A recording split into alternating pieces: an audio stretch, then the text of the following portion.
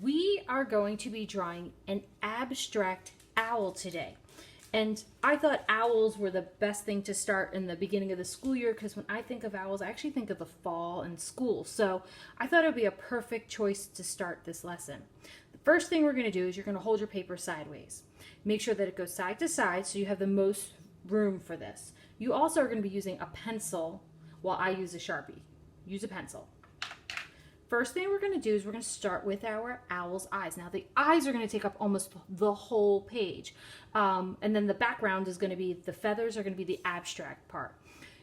Below, under our lesson in this section, you guys will see an example of the owl, and you guys will also see examples of patterns that we're going to use. So make sure that you guys check under in the folder for the owl so you guys have your example and some patterns to look at. So we're going to start first. First thing we're going to do is we're going to start with one diagonal line, two diagonal lines. This is going to be for our eyes. They don't have to be even because we're going to add so much other stuff. You're not even going to notice they're a little off. Minor, but it'll be fine. Next step, make a big U and a big U. So right now you have the two eyes.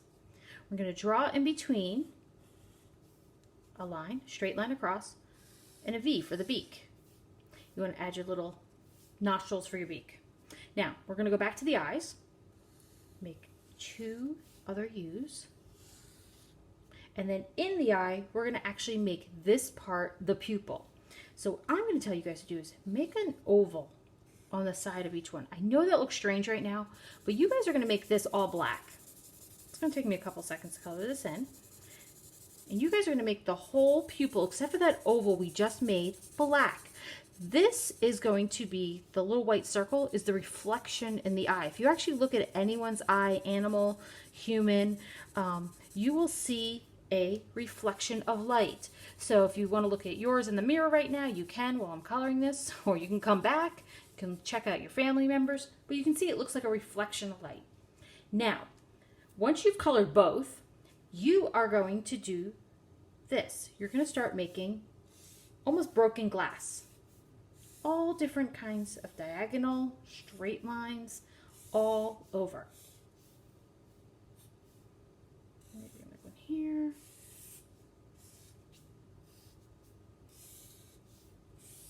Do not worry, some are going to be big, some are going to be small, and that's fine. Once you've drawn all of this in pencil, you might want to start tracing yours right now. So you're going to take your marker, go over all your lines, and then it's going to look like mine, except you're going to have two eyes colored in.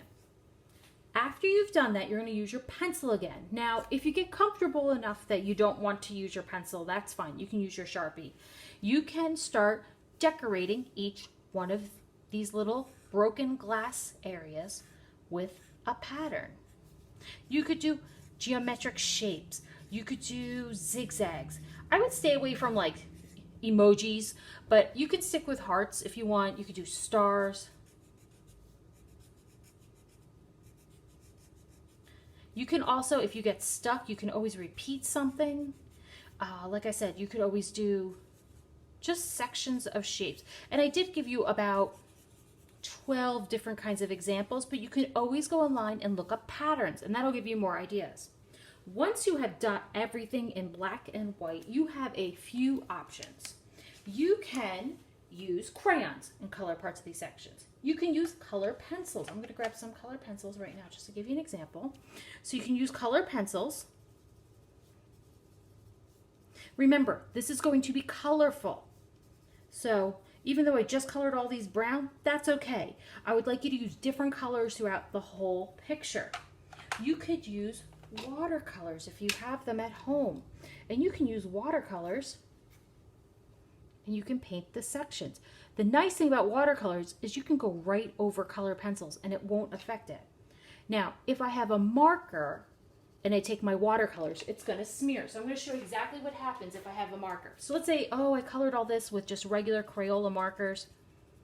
I take my time and I color all these stars. Well, then I decide, okay, I'm going to paint my background yellow. I'm going to show you what's going to happen.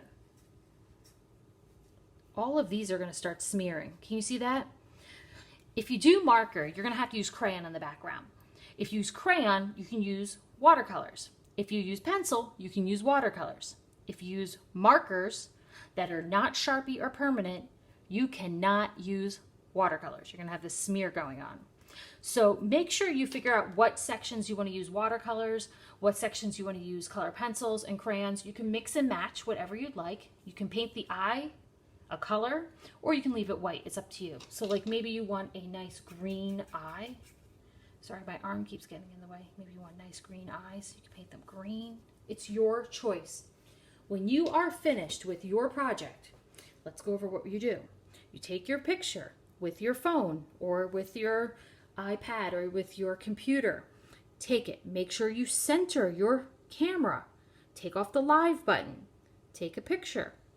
And then you are going to send me that picture in Schoology under your name so I can give you a grade for your assignment. Take your time on this. Go slow. If you get stuck on anything, you could always text me in the chat. Or the other thing is you can also look up some ideas online for patterns and colors. So you're really supposed to have fun with this and enjoy it. So please take your time and have a great time with this, and I will see you soon.